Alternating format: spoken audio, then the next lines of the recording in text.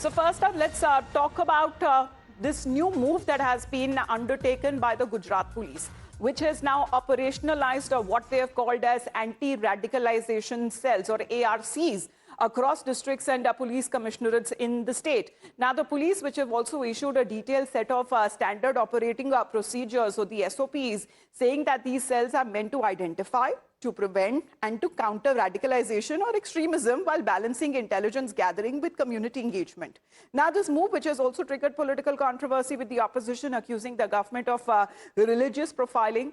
However, the Gujarat police, meanwhile, has rejected those allegations, saying that this initiative is driven by national security and concerns and is not targeted at any community. So let's get you exactly what are the key objectives of this policy of the ARC. And this is what the Gujarat police is saying that the ARC is designed to achieve. Now, as far as this task force is concerned, it is aimed at preventing the spread of extremist ideologies. What it goes on to say that they are also identifying individuals that could be vulnerable to radicalization, also saying that they are going to be providing counseling and rehabilitation and de-radicalization interventions that would also be provided and would be given, and facilitating rehabilitation and ensuring that the individuals do not relapse into extremist networks is something which the ARC is now aiming to have as far as when it comes to this circular that has now been notified. Let's in the meantime get connected with Dhruv on this. So Dhruv, सवाल सबसे पहले ये है कि ARC का सबसे पहला functioning क्या होगा,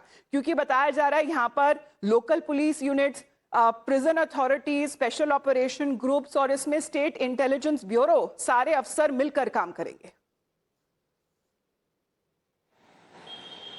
जी बिल्कुल, इसके अगर जो इसके जो बात करें तो जो पहले गुजरात स्टेट जो गांधीनगर से जो ये सर्कुलर बाहर पड़ा गया था, तो एसओपी के तहत हर एक डिस्ट्रिक्ट के एसपी को ये भेजा गया है और हर एक एसपी को ये बताया गया है कि इसके तहत आपको काम करना है। और हर एक एसपी के लिए उन्होंने हर एक डिस्ट्रिक्ट के वाइज एक एक अधिकारी को इसके लिए अपॉइंट किया है, जो अधिकारी इसके ऊपर काम करेगा। उसी में से जो कुछ डिस्ट्रिक्ट में पिछले 18-19 जून से ये शुरू हो चुका है, तो वहाँ पे जिसको अपॉइंट किया गया है उनसे कल मेरी बात हुई तो उनका कहना है कि पिछली 18-19 तारीख से हम इस पर काम कर रहे हैं, लेकिन अभी किसी को इसके तहत हमने पकड़ा नहीं है।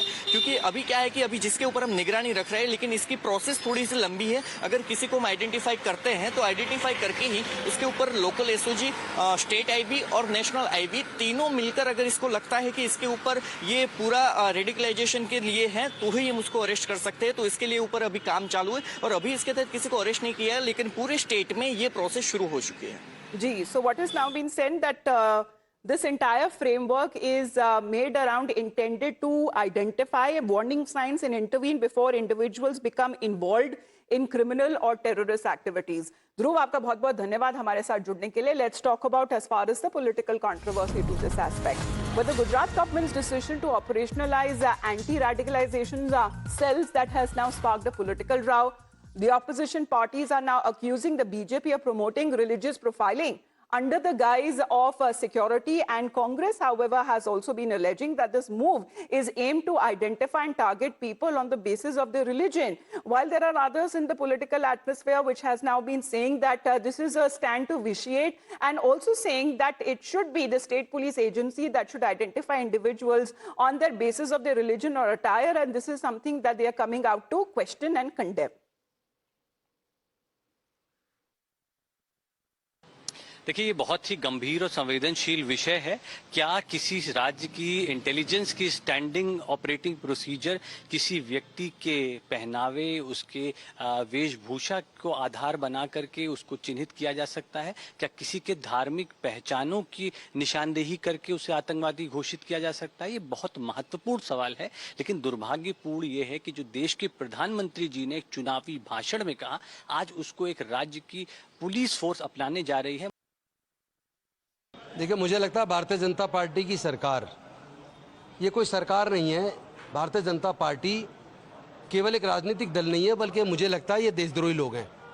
इस तरह की हरकत करना, भारत पहले ही विविधताओं का देश है, हजारों जातियां हैं, अनेकों धर्म हैं, अनेकों भाषाएं, अनेकों संस्कृति बोलने वाले लोग हैं। जो लोग पहले एकजुट के साथ मिल के रहे थे, आपस में मिलजुल के एक भारत बना था, एक गुलदस्ता बना था, ये उस गुलदस्ते को बिखेर देना चाहते हैं।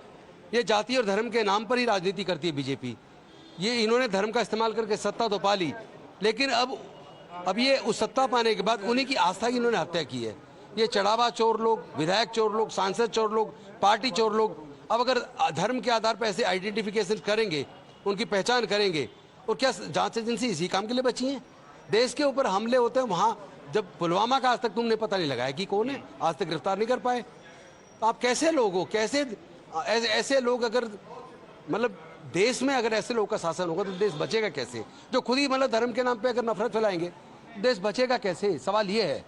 ऐसी राजनीति का फायदा क्या है? कोई परमानेंट है, अजर अमर है? कोई कुर्सी लेके पैदा हुआ कुर्सी लेके मरेगा क्या? कुर्सी तो एक दिन सबकी जानी है, मोदी जी की भी जाएगी। Which has become one of the few states to establish a formal statewide anti-radicalization framework.